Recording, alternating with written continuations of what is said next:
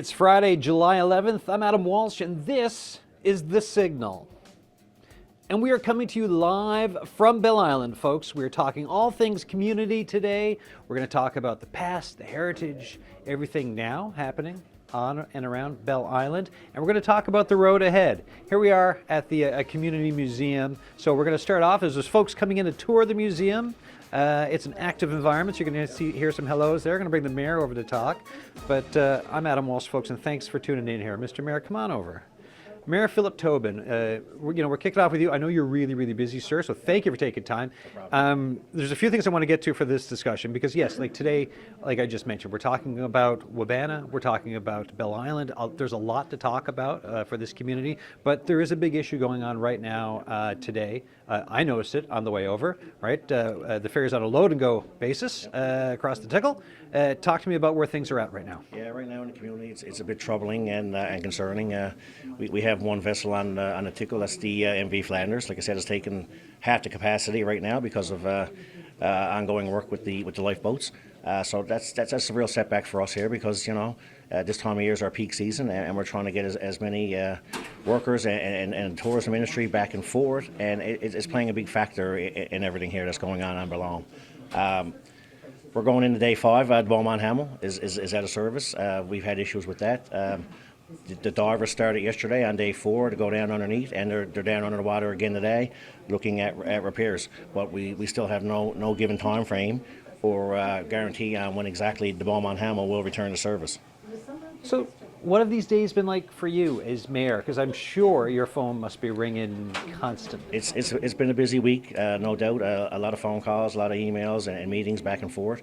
This is very concerning for our community. We have hundreds of people on a daily basis traveling to the city just for work, for medical appointments, etc. Right?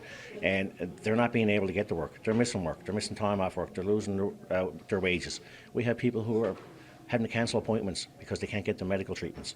It's just not acceptable what's going on. And on top of that, we have people that local businesses are not getting people in the community because people are not coming. And people can't get on the ferry because just the long wait times in the lineup. Yeah. So what's the answer here? Because there's a couple answers, right? There's the longer term answer and there's the now answer. The planning of the refit, like I said, our new vessel, the MV Legionnaire, it's gone on refit now for over 7 months. And we don't have an exact timeline now on when the Legionnaire is going to return. We're told the end of July, early August, but that depends on sea trials and if there's any other issues that come along with that. But so we could be the end of the summer before we get our main vessel back. Yeah. And right now with the 2 aging vessels that we have in place, one's 35 years old and Beaumont's 45 years old. And with that is constant downtime and constant mechanical issues. And it's not reliable for the people in this community. So that's the ferry situation. Talk to me about the gas situation. Well, the gas station is another issue. It's been going on now for 7 weeks. We've had one gas station in the community, and that's been closed off for 7 weeks now. The owner has owned that business since 1988, and that family is looking to move on right now. But we have an investor and a new owner looking to take this over, which is good because not everywhere in a small community you got someone lining up to take over a gas station. So we've been working with all parties, the environment part of things, the provincial government, our elected official, and we're trying to get this ownership transferred for this gas station so we can get fuel transported back to this community. Right now, we have everybody leaving this community to go get fuel. Yeah. So one ferry that's carrying 120 passengers, you can imagine the amount of people that's leaving this community, the amount of commuters on a daily basis going to work, and all the tourists that are coming. It's an absolute chaos. People are sitting in lineups for hours and hours on end, and it's just not acceptable. Talk to me about your community and community pride. Well, and how you feel about it as mayor. Yeah, I got to say, I've been involved in municipal politics now for 5 years. Yeah. I love this community. I was born and raised here. Things like the museum here. We have a unique history here, our mining history. And we love the people that come here and they tell the stories about everything that goes on here. We have the beautiful scenery, the hiking trails, the Keeper's Cafe. There's so much you can come here and enjoy in this community. And this year is the town of Wabana's 75th anniversary. We've been incorporated since 1950. So we've had so much planned for functions and events this summer. And right now it's becoming a huge concern because the vessels. Yeah. With the Mormont Hamel out of service 5 days now, and the Flanders only taking half the capacity, it's just not acceptable. We've already cancelled several events Yeah. because we're not able to get people back and forth. And we were talking before the show about there were plans to bring the ferry down from Fogo. It's in the news that that's not happening, right? Because of stuff happening in the town with folks Yep. being aboard the ferry. It's not sailing down. You were very clear with me, and I just for the provincial audience listening, just your thoughts for the folks in Fogo and their situation and what it means for all of you. Yeah, absolutely. Like we're not here to fight and argue with Fogo or any other small island that's needed a ferry service. We're here to advocate and reach out to government officials. They need to be held accountable for what's going on here. I mean, all we're looking for here, and just like Fogo, is a better, more efficient, reliable ferry service, and we're not getting that right now. We were told yesterday by our MHA that the MV Veteran and the Astron, which is operating in Fogo, that they would release the Astron and it would be on the Belle Island run. But last night, some issues came up with some protesters from Fogo, and they don't want the vessel to leave. And I understand that because it plays a huge factor in their community, just like it plays a huge factor in our community. And we're both doing without, and it hurts the community and the economy that's in it. For my time as a journalist in Newfoundland and Labrador, whenever I was covering anything Wabana, Belle Island related, I would phone Mayor Gazine. Yep. Passed away in June. I'm just wondering if you could just have your thoughts on, on his legacy. Mayor Gazine wasn't only a colleague, he was a really good friend of mine as well. Yeah. And like I said, I've been in the municipal politics for 5 years now. Mayor Gazine has been in municipal politics for 35 years. Yeah. So, I got to shadow him and see some of the great work he's done over the last 35 years. And the last 5 years, the amount of knowledge and experience and work that he's passed on to me as his deputy, it's amazing. I mean, the networking skills, the people he knows in this community, the people he knows in this province, it's amazing to witness. And, things like here, we just announced our $2.5 million Phase 3 water infrastructure upgrade to this area down here on the Green and the Valley area. And Mayor Gazine was a big contributor, a big advocate for that. And we have another 250 residents in this area here now that for under Canadian drinking water guidelines, that has been lifted. So this is, Mayor Gazine was a big part of helping get this accomplished. And we're moving on to Phase 4, which is 2.6 million, and Phase 5, which is 2.5 million. He was a big supporter in wanting households in this community to have the clean drinking water. And I have to say, I've shadowed him the last 5 years and seen what he's been doing, and I'm following his footsteps, that's for sure. Yeah. How much pressure is it like to follow someone like that, and then you're talking, okay, we still need to get the rest of the clean drinking water across, we need to move those goalposts.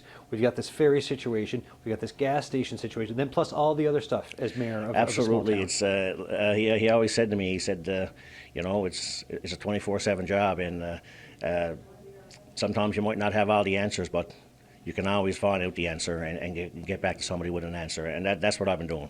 And like I said, being able to follow him around the province to symposiums and conferences the last number of years really put me in a direction that I feel comfortable in right now. Mayor Philip Tobin, thank you so much for this. I know you're a busy person. I appreciate you making time to come on the show today, and thanks for welcoming us to your community. Absolutely, no problem. Thanks for having me. All right, sir. Mayor Philip Tobin there. We're going to bring Graham Barrett over, who's the president of the Legion, who's... when you think about legions, right? You think about Newfoundland and Labrador. You go to these communities. There's the Legion that is there, right? I grew up always kind of thinking about the Legion. Tell me about the Legion here in Wabana, Belle Island, and what it means. Okay, well, the Legion here on Belle Island, it's actually, we're all about our veterans. We support our veterans. We honor our war heroes of the past and our veterans of the future. And I'm very proud to be the president of this particular Legion. We have a memorial park. We're in the process of raising money to build. The cost is upwards of $250,000, but we are making good progress in raising money. And so this will be a place for people to go sit and reflect on their loved ones, and we'll have a stage there, so we want to do some shows there. It's going to be a beautiful site, and we also have a good community. We have lots of events going on this summer. We have a street dance going on. We have a couple of shows coming over from town. Dan and Cecil is going to be over here later on this month, and Peter Jacobs will be here. So, it's a very happening spot right now. So did you grow up here? Yes, I did. I grew up here, but I joined the Air Force in my teens, and returned back in 2010, and I love it here. What was that? Growing up, going in the military, Air Force, going around doing the Air Force thing, right? Yes. What was it like moving home? Oh, to me, it was moving home was, I always wanted to move back home, because this is my hometown. I grew up here. And, being serving in the military, I always felt I wanted to get back to my community. So since I've been home, I served on the council. Now I was the president of the Kiwanis Club of Belle Island, and now I'm the president of the Royal Canadian Legion. So I'm here to help out the community the best I can and provide whatever assistance I can. Yeah. So, and the Legion is my latest venture, and I'm putting my heart and soul into it, and hopefully we'll do good things. Oh, it's great to hear that Legion's healthy and doing well. Yeah. You're doing some other stuff too. You got future planning, don't you? Yeah, we have my brother Dave and I. We have some property up in Lance Cove, and we're in the process of developing a trailer park. So right now we're building a bunkie. It's a 2-bed bunkie with a little seating area and stuff. Hopefully that'll be ready by the end of this month or early August. And we also have e-bike rentals. So we currently have 7 e-bikes to rent, and we're willing to drop them off and pick them up at the ferry. So if somebody wants to come over and tour our beautiful island on a bicycle, they don't have to drive over. They can just book the bikes, and we'll drop them off at the ferry and pick the bikes up again. So they don't have to worry about getting in the lineup. They can just walk on and tour our beautiful island on a bicycle. And especially after talking to the mayor about the current situation, that sounds like a bit of a winning situation for some folks. Yes, exactly. It'll cut down on the ferry traffic, vehicle traffic, I should say. And like I said, we still get the tourists can still come over and be able to view our beautiful island. How do folks get in touch? How do they find out about that? If they Mighty Bear. The name of our park is Mighty Bear Resort and Campground. They can go online on there. There's a phone number. We don't have a website set up yet. That's still a work in progress. But the phone number is on there to call. It's my personal cell phone, so they can call up and make a reservation, and we can go from there. Excellent. Anything else before I let you go? Pardon me? Anything else? No, like I said, the Belle Island, a ferry service is certainly hurting our economy big time, and I think our government, as the mayor said, needs to be accountable for that, because we're relying on them to provide the service, but they're not keeping up their end of the bargain.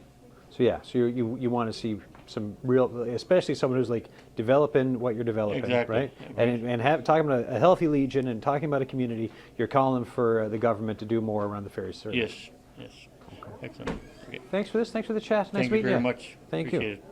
All right, Grant Barrett there, president of the Legion. We're going to bring over our main guest now, who's been waiting patiently, Teresita McCarthy. So if anyone knows anything about Belle Island, this name will ring a bell. You should already know the name. And when I was lining up the show, getting the show ready, this is the person who I got in touch with, because Teresita, Teddy, I think everyone here, hey? Pretty much, Adam. Yeah. Welcome, Michael. Oh, hey, Mike. All right, Mike Claire's coming in. Another guest now in a minute. Give us a description of just where we are right now, if you could.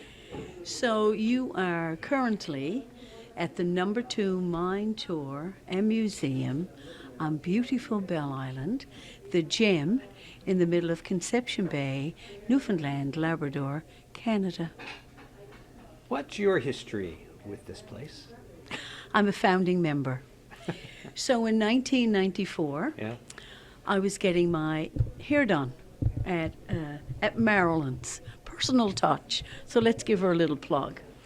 So a friend of mine was getting her hair done as well. And in 1995, we were celebrating the 100th anniversary of mining on Bell Island. So out of the blue, she said to me, Teddy, do you think that Bell Island should have a museum? And I said, yes, Kay. I certainly do believe that it should. So we chatted about it. And when she was leaving, I said, Kay, you know, if you decide to set up a committee to further talk about that museum, I'd be more than willing to serve. And she laughed to kill herself, and she said, Teddy, we are the committee, me and you. And that's the late Kay Coxworthy. So then we did form a committee, and in 1995 we opened the first museum on Bell Island. And the Honourable Steve Neri, Lord rest his soul, he was our honorary co-chair. So Kay was the chair, he was the honorary co-chair, I was the secretary. So having said all of that, we were on the number 2 road in a small building that we got from the Bell Island Development Association for 2 years. And man, we outgrew that exponentially. So we put in a proposal to HRDC and ACOA, and HRDC is the now TCAR. And it was greatly accepted, and we got to build this magnificent building and annex it to the number 2 mine. And the rest, as they say, is history.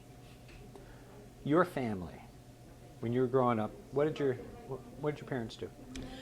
So my father Yeah. was a miner. He worked on the pair. Yeah. His father was a miner. He worked on the pair. My maternal grandfather was a captain in the mine. So, and all of my uncles and all of my husband's uncles and my father-in-law. And so I do believe, you know, Bell Island people are pretty rooted to this little community. And I have a theory, Adam, and I believe it's because we literally have iron ore running through our veins. Tell, you gave us a tour when we got here. Yes. Of part of the museum. Yes. There's a newer part. New exhibit. Stained glass. Uh-huh. Can you tell us about it? Absolutely. So the exhibit is called the Unsung Heroines. So I was explaining to you and your great team that as a feminist, A woman of the 70s. A woman of the 70s, I said. Now, you didn't have to say that. Now, you can tell them my name. Not my name, but my age. Oh, the show's ruined. So now we've got the name and we've got the age. Oh, my heavens. Anyway, so in the 70s, you know, obviously we women at the time Yep. really fought diligently for our rights. Yeah.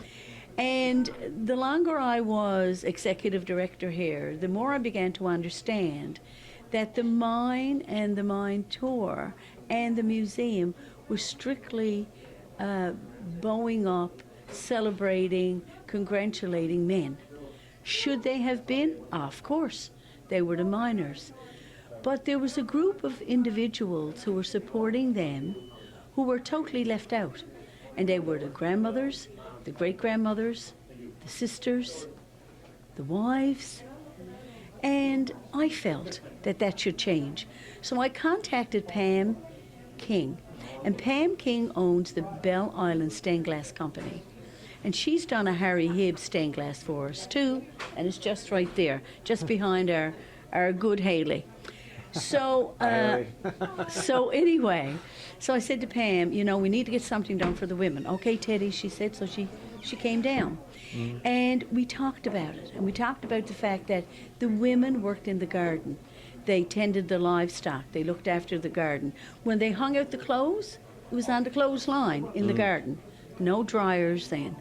They looked after the home. They cooked the meals. They were up before anybody and put wood in the fire. They looked after the children. They washed the dishes. They washed the clothes.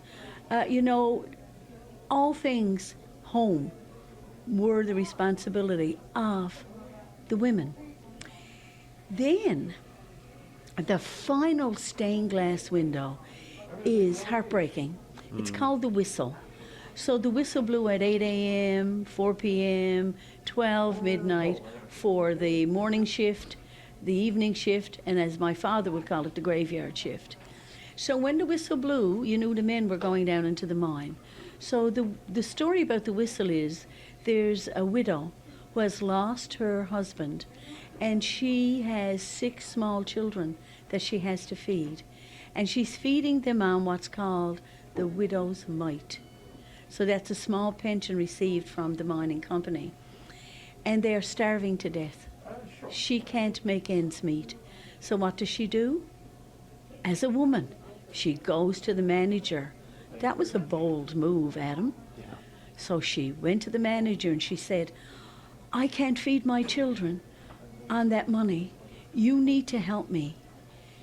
And so they thought about it and they said, well, we are giving you a stipend. And she said, yes, but it isn't enough. And they said, this is what we'll do. We will hire your 14-year-old son, and he can work for us as a nipper. And a nipper was basically the gopher. It was go for this, go for that, fetch me this, fetch me that. And so the stained glass window shows her praying, and it shows the decade of number 3 mine behind her. It also shows a flask of tea on the table, all ready for her son, and it shows a lunch can. It also shows bread on the oven door, rising, waiting to be put in the morning. And she's on her knees, and she is praying for her son, because he's starting work in the morning in the same mine where she lost her husband. So those 3 stained glass windows are very poignant. But that's kind of the saddest story of them all. But just to bring a bit of levity into the story, in the first stained glass window, you'll see sheep and cows. Yeah. And unlike any sheep or cows anywhere else, they're pink.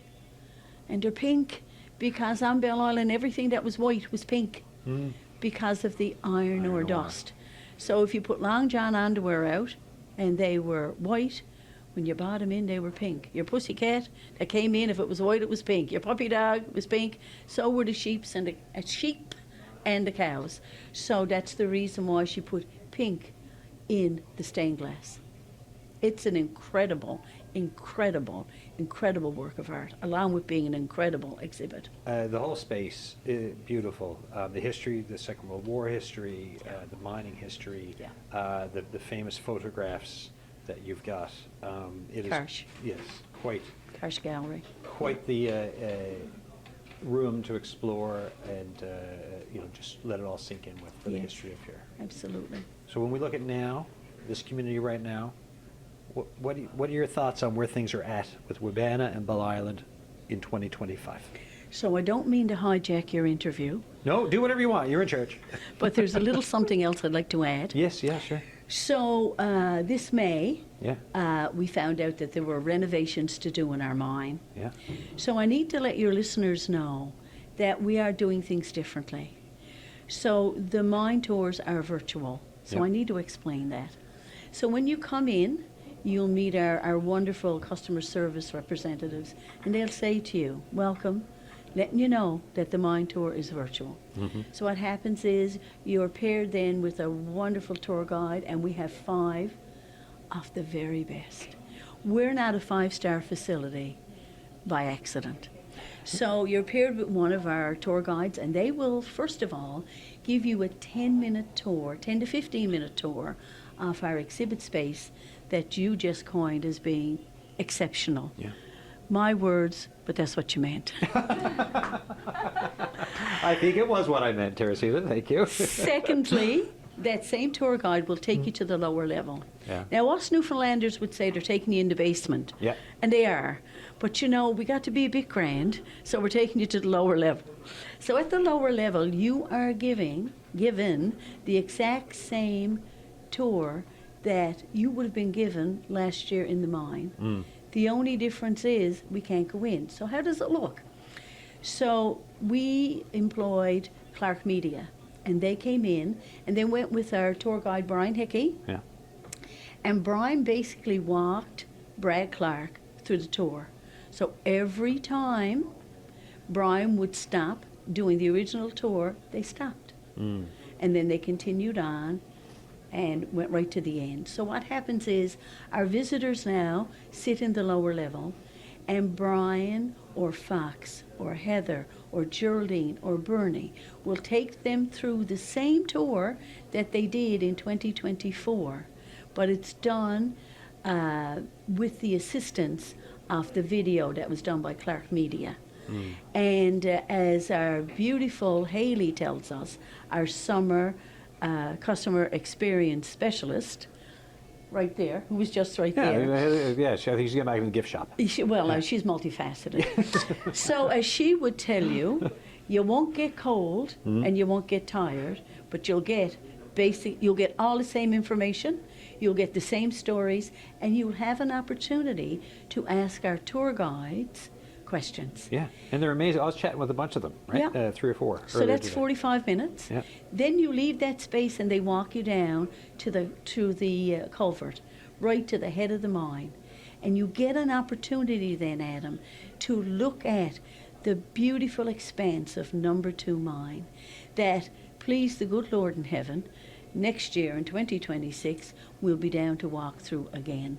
So I want your listeners to know that you spend an hour with our tour guide, and your tour guide tells you every single thing that they told you for years.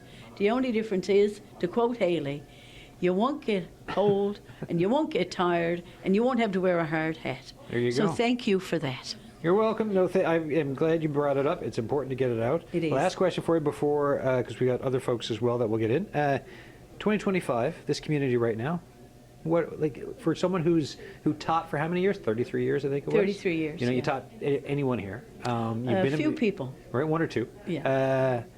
Did you? No, never mind. You're not from here, Mike. I was looking to see if there was someone else who was here who you taught, but everyone else is. There's some others here right now. Exactly. So, like, you taught so many folks here, and you look at it in 2025, right? Yes. What do you think of your community right now? When I introduced this interview, I said that we were the gem Yeah. of Conception Bay. Yeah. We were the gem of Conception Bay in 1966 when we closed. And then we rapidly deteriorated. Then in 1994, a conversation at a beauty parlor bought us Maryland's or a different at one? Maryland's. Okay, see, I'm with with Kay you. Coxworthy. Yeah, okay. Brought us to a space in our Yeah. way of thinking that said we could use the remnants of what we lost and we could turn it into something. So what did we do? We turned it into a 5-star, first-class tourism destination, the tourism fabric of Bell Island. But that's not the question you asked me. You asked me about Bell Island. This leads into that. Bell Island is an incredible, incredible community. We have vistas that are comparable to any place in the world. We have flora, we have fauna, we have geology that geologists from all over the world come to see. We have trilobites that are billions of years old. We have the Keeper's Cafe. We have iconic Dix's, 75 years old. We have this beautiful Legion where our veterans get to go. We have the hospital. We have the bakery. We have the Subway, Sub Shack. We have Butler's Store. I could go on and on and on and on. And we have the Hug. And the Hug is brand new. And you're about to interview Michael Leclerc, and he'll tell you all about that. But at the end of the day, we stopped having pity for ourselves. And we pulled up our bootstraps and we said, hey, guys, we're Bell Island. We're still here, and we are growing, and we're not going anywhere. But you know what you need to do? You need to come and see us. And you need to come and see us because we're getting bigger and better all the time. And before we bring over Mike Clare and his crowd for this the next amazing chat on the show, we said we would get a quick word from you on the Ferry situation in under a minute. As you're mouthing something to me, I think. Go ahead. What are your thoughts? I have fought for a system for Bell Island for over 20 years. I was the chairperson, I know you find this hard to believe, of the Fixed Link Committee. Am I looking for our people to lose work? No. As a matter of fact, I'm looking for our people to get to work and our tourists to get to Bell Island, and for Bell Island to explode with growth. How is that going to happen? It's called a fixed link. It's not really a new idea. Last year, Bell Island saw 386,000 people on the ferries, 255,000 vehicles.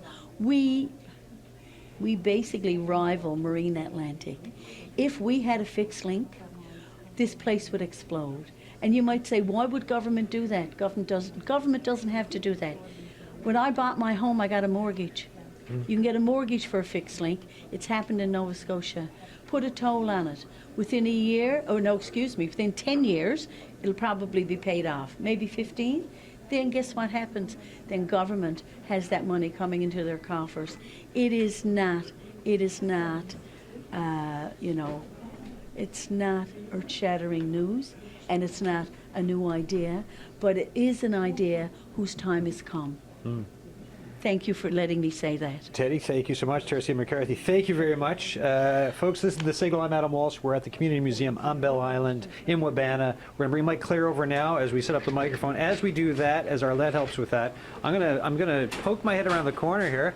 And I was drinking a fantastic iced coffee earlier. Introduce yourself for folks. Oh, I'm Jackie Young, and this is my second year at the my museum working in the cafeteria here. And I took over for a lovely lady, Doris, and she was working here since, oh my God, the place opened, offering, your muffins and things like that. And she finally retired, giving me the opportunity, and I'm honored to come down. And now we've opened it up to have all-day breakfast, some of that on-the-go thing that you could sit down quickly, grab a snack, because a lot of people here, obviously, they go on the tour, they're interested in running about and getting on their way. On top of that, we've come up with a lot of lovely new drinks. We call them our thirst quenchers. So we have the iced coffee, of course. We have the strawberry lemonade, the iced tea, strawberry iced tea. A lot of it's homemade. Our strawberry syrup is made in-house here. We're very proud of it. And Bonnie here at the front desk, we decided to come out. I said to her, I'd love to make some towns, but I can't bake. I can cook. I can cook the homemade soups and everything, chilies. And God love her, she came back and she started making our toutons and that. So people are really coming in on a regular basis looking for those fresh toutons to go with our all-day breakfast. So. I'm going to have a warm sip of my iced coffee now before I get back to these other interviews. Thank you. Thanks so much. You're quite welcome. Thank you. Everybody have a great day. And come to the Mug Up Coffee Shop. All right, there you go. I'm going to turn back around. I think both mics are still live here now. Mike, give us an introduction to yourself and who you're with. Right. Well, Adam, first of all, thank you very much for inviting us to speak to your audience. Yeah. So my name is Mike Clare. I am the chair of the board of the Bell Island Support Network, which is a volunteer-based organization that seeks to help people who are living with addictions or mental health issues to readapt, rehabilitate, and reintegrate into society. When did this get started? We incorporated in 2021, I believe, and we're kind of an outgrowth of two groups, two grassroots organizations that were dealing with drug addictions and all that. And that they had kind of plateaued, and then they asked us to form a formal organization that would be registered as a not-for-profit organization. And so that's what happened in 2021. And since then, we have been the very fortunate recipients of two grants from Health Canada, which is kind of a rare thing. And so we're delighted that Health Canada has entrusted us with this funding, and we are using it to deliver programs to people who are still living with the drugs or who want to leave the lifestyle. Right. how's it been for your journey on this? Like, what are your thoughts? For me as a volunteer, it's been fantastic. Yeah. I fell in love with Bell Island many, many years ago. My wife has family roots on Bell Island, Yeah. so it feels very comfortable for me to be here. But the kind of work that we do, the world is struggling with how to deal with drug addiction. It's a problem that's pervasive everywhere. Nobody's come up with the recipe just yet. So we're trying our little something here on Bell Island. We think we're kind of a pilot project, and we're delighted that the people of Bell Island have welcomed us and are helping us as much as they can. So who do we have here with you today? Because you've got a So couple we, folks we to have talk. Susan Smith, who is one of our workers at the. Yeah. We have a drop-in center that we call the Hug, because we The want to Hug. signal that Yeah. it's, we welcome you and we'll hug you when you come in. And Susan is our community relations and program coordinator. Okay. Our executive director is off sick today, unfortunately, so she Hey, couldn't it be here. happens. But Susan is Yeah. a very worthy replacement. And we have Billy Johnson, who is one of our clients, who's come in, has been with us now for maybe a year or so. And so he can explain what his journey has been like. All right, who wants to go first? Billy, Susan, who's up? Maybe Susan first. Oh, yeah, yes, sure, come on. We're going to have moral support of each Yes, other. no, yeah, no, and... Thank you. Don't need to smile, you're not on camera. Yes, camera's right there. Yeah. Nice to meet you, Adam. Nice to meet you. Nice to meet you. Yeah. Here, so when you're talking to the microphone there, just make sure to lean in when you're talking. All right. Well, Susan, how's work going? I started working over here on Bell Island 3 months ago. Yeah. And every day I still could pinch myself. I feel so amazed by seeing the ocean every day. Getting the ferry every day is amazing. It's beautiful. And then I get to come over here and work with the people that are over here every day, and it's just very impressive, the amount of integrity and community that I get to witness every single day with the Bell Island Support Network. Billy, tell me about yourself. Well, I've been struggling a long time with drugs and addictions and stuff. And the Hug came along, and it was a savior, to be honest with you. If it wasn't for the Hug, I wouldn't be where I'm to today. I just got out of rehab. Congratulations. And completed that, and I've got 5 months sober and clean, Excellent. punched in, one day at a time. Yeah, no, of course, right? One day at a time. Yeah. You know, And Bell Island really needed something like that, because there's no support, there's nothing here, right? Yeah. So, What was the first day like when you stopped in at the Hug? warm, welcoming, Yeah.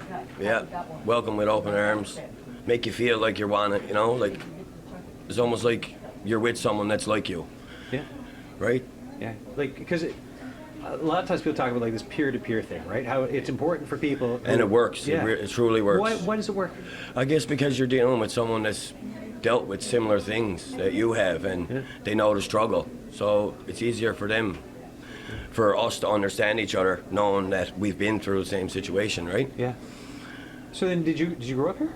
Yes, I did, yeah. Yeah. Okay. Right. So Yeah. you're from the community. You grew Yeah. up here. Yeah. Tell me a bit about what it was like. And anything you don't want to talk about, you do not. You do not have to. Right. No, So it's that's all fine. wherever you want to go with it. But you said it was really needed for the Hug. What was it like before this place existed, and why was it needed so much? Well, before the Hug started, there was nowhere for you to go to get that bit of comfort or a bit of help that you needed, or even a friend to talk to. Yeah. Because I don't know how to put it, the stigma around it. Yeah. It's really big. There's still a bit of stigma around it, but it's getting a lot better on the island thanks to the Hug and us putting stuff out around and sharing. But before the Hug came along, there was nowhere to turn to. Mm-hmm. It was neither do the drugs and get high, or suffer it out and have nothing to do or no one to talk to or anything to get it off your chest. So you'd always turn back to that friend, you would call it. Yeah, like Adam, earlier you talked about Yeah. third spaces, Yeah. and in community, even in bigger cities, there's not a lot of third spaces that aren't revolved around church, sports, or maybe bars like alcohol drinking. So the Hug is really just that space here. Probably 2 months ago, I had spent the whole day at the Hug, so I had an hour to wait for the ferry, and it was so windy and rainy that I couldn't get out of my car, and I had nowhere to go for that hour in the evening. that I knew of at that time. So, if the library's closed, or if, you don't want to just lurk around the grocery store, there's not a lot of spaces that you can just be. Yeah. And that's what the Bell Island Support Network provides for people, a space to come and, do some systems navigation, make welcome. connections, be welcomed, no matter who you are, and just like connect some dots and help people get their needs met. It really depends on what the individual needs. So what I hope with this is people can hear us on the radio, and people living on Bell Island especially can come in and connect with us. So yeah, so you talk about feeling welcome and systems navigation. What does that mean? Like, when we say systems navigation, what do we mean? Often, if there's not a lot of opportunity for jobs or employment or things to do, people might be on income support or navigating those systems, and maybe living in poverty. So a lot of the things we do around system navigation is to supplements and poverty reduction opportunities that may be out there in the system that people just don't know about. So Billy, when you're in now, you made it 5 months, right? Yeah. What are the conversations you're having with folks? Normal life things Yeah, now. yeah. And there's even people talking to me again and stuff. Like at one point there, you almost, with the stigma and stuff, and just the fact of being a drug addict, it almost feels like you're a ghost, right? Nobody sees you, just drives past you, it's like you're not even there. And when you come clean and get on the road to recovery, a lot of people is grateful for that, and you don't see that or believe it until you actually do the program and come into the rooms and stuff, right? So What is it like? And when we talk about stigma around drug use, right? What is it something folks should maybe realize or think about, like around that stigma? Really, the basic thing you got to think about, you might not feel comfortable or like the fact of what people do or what they deal with, but like, you got to understand, you don't know what someone's going through in the run of a day in their headspace, right? Yeah. And not having people to talk to or anyone to turn to just to get some stuff off your chest, the only thing to do is to turn to drugs. Yeah. So. Yeah, and I've spent a lot of times on the show I talk about empathy, and when we've done shows on drug use before. Yes. Yeah. And what I think about too, it's the amount of love and support that I've gotten since I've got out of rehab and came clean. It's unbelievable. Like, I received an award last week from the town, and I got up to accept that award, and just looking around and noticing that the whole room stood up clapping for me. It was mind-blowing. It felt amazing. Like, it just goes to show that there really is people out there watching and seeing your struggle. You know what I mean? Yeah, connecting, caring. Yes, right? yes, and you talk about but that. when you're in active addiction, you don't really sit down to see that, and I guess it makes it blind to the addict that you feel like the support is not there. And with the hug opening its doors, it lets that active addict know that there is support there, there is someone to talk to, there is places to go, right?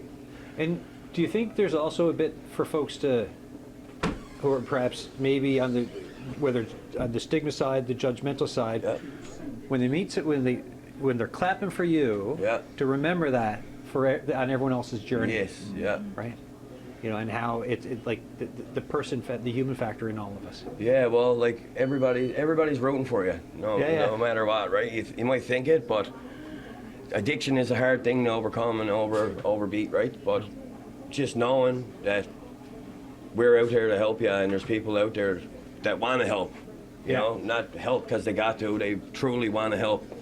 And often stigma is based on like fear and not understanding. So if someone doesn't understand what, illegal or illicit drug use is, or they have a lot of fear around it, or even things around mental health, then it's easier just to look away and to walk away. But when those walls are broken down and we can understand that it's just that you don't understand, then maybe we can get through to some more people. And I feel like we're in a time of heightened anxiety, anxiousness, and fear around a lot of issues. Yeah. So how, that's some of the recipe there for getting over it. Yeah, and a big thing then is, Billy talked about a little bit, is then the self-stigma. So that's harder to eliminate. You just believe that you are stigmatized as you're walking around.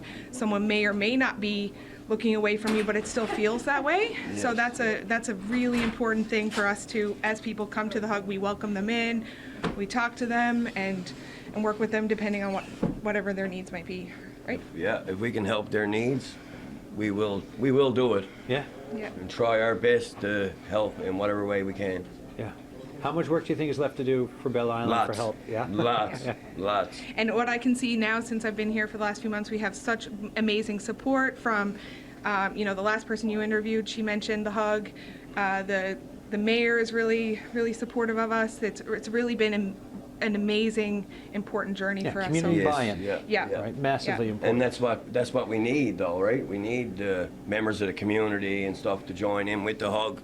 It makes it feel comfortable for the addict that's suffering, that's coming in. You know what I mean? Knowing that these big members of the community are on their side instead of against them. Yeah. And that's a big thing, a part of the stigma on Belle Island, right? Yeah, and we're offering programs at the Hug. So on Monday, we had the Office to Advance Women Apprentices visit us and talk about women and gender diverse people in the trades. On Wednesday, we had a group to come in to talk about starting a advisory council around working with the systems on systems change for people who use drugs and people who have experience in that world of mental health. And Peer support. yeah, we do peer support. We do peer support. Peer support work, and we're working on starting a NA group, actually. Right on. Right on. Guys, thanks for this chat. Thank you. No problem. Great job. Thank you. Great job with this interview. Thank you, Susan. Great job as well. Thank you very much. Thank you. Thank Cheers. you. Mike, come back over. Oh yeah, one day at a time. Yeah. People, places, and things. Right? Fine Perry had talking to us there.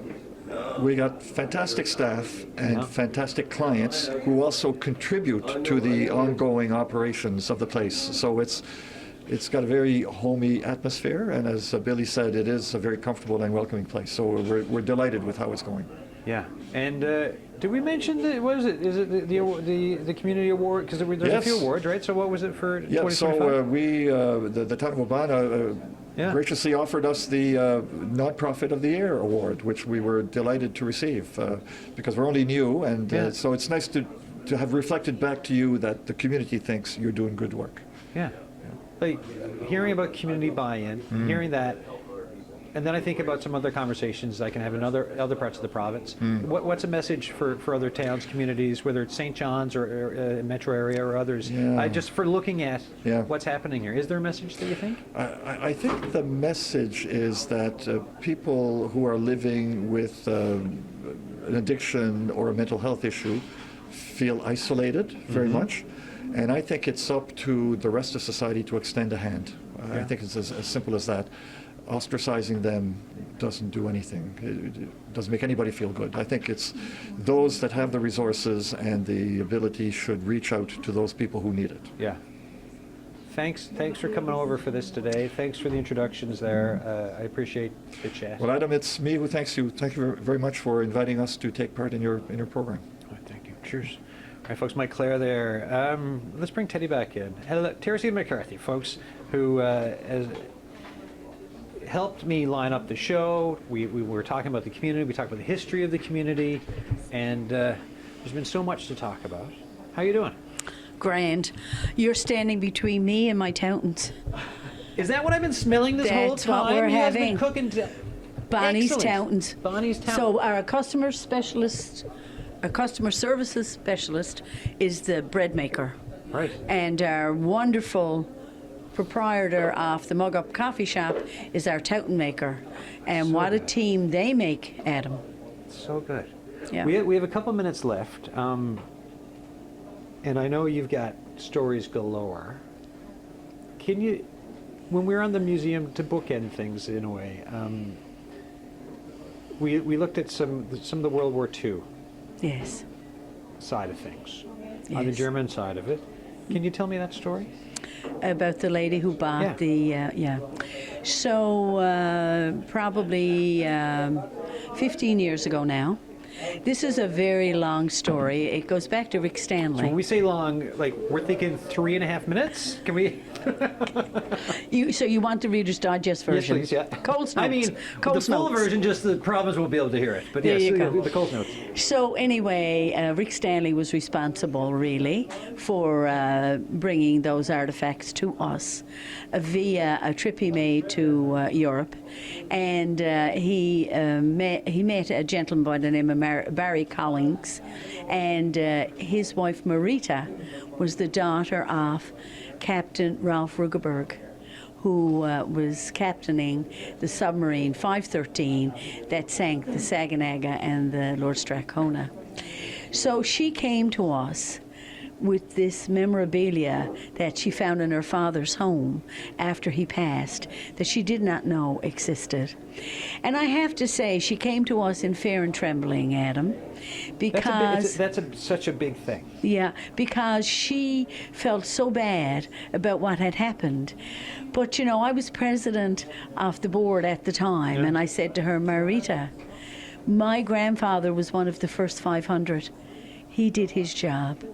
Your father was the captain of the U-513. He did his job. Unfortunately, the fallout meant deaths, and it meant sadness, and it was war. But at the end of the day, they had to do their job. But she and her husband were kind enough to leave us with those wonderful artifacts. And I have to say, they have been quite an addition to our exhibit space. What's the reactions when people hear like whether it's yourself or one of the folks giving the tours? What are some of the reactions when they soak that in to see this in real life and to hear the story? I think it's fair to say, and we don't have any data, any statistics to kind of, say that this is actual truth. But I think it's fair to say that about 98% of our visitors, and last year we had 18,000 of them, are very interested in the history, very interested in the stories, very interested in seeing signatures of Adolf Hitler that we have on the commendations for Captain Rugeberg. We have a very small percentage who feel that we are basically glorifying what happened in World War II. And my response to that, Adam, is no. We don't glorify war. We don't glorify death. We don't glorify sacrifice. We report the history. We are a museum. That is our job. And we are doing our job. Teresita McCarthy, Teddy, thank you. Thank you for this. Thanks for the invite. Thanks for the toutons we're about to have, too. Thank you very much. This has been a pleasure. And Adam, I would like to thank you and your team, Olivia and Arlette, for coming to Bell Island today. And you're welcome anytime. You're welcome as the flowers in May. Thank you very much, my dear. All right, folks, that's it for today's show. I'm off next week. Bernice Hillier will be in for me. I've got a bathroom or two to paint. Happy Friday, everyone. Thank you so much.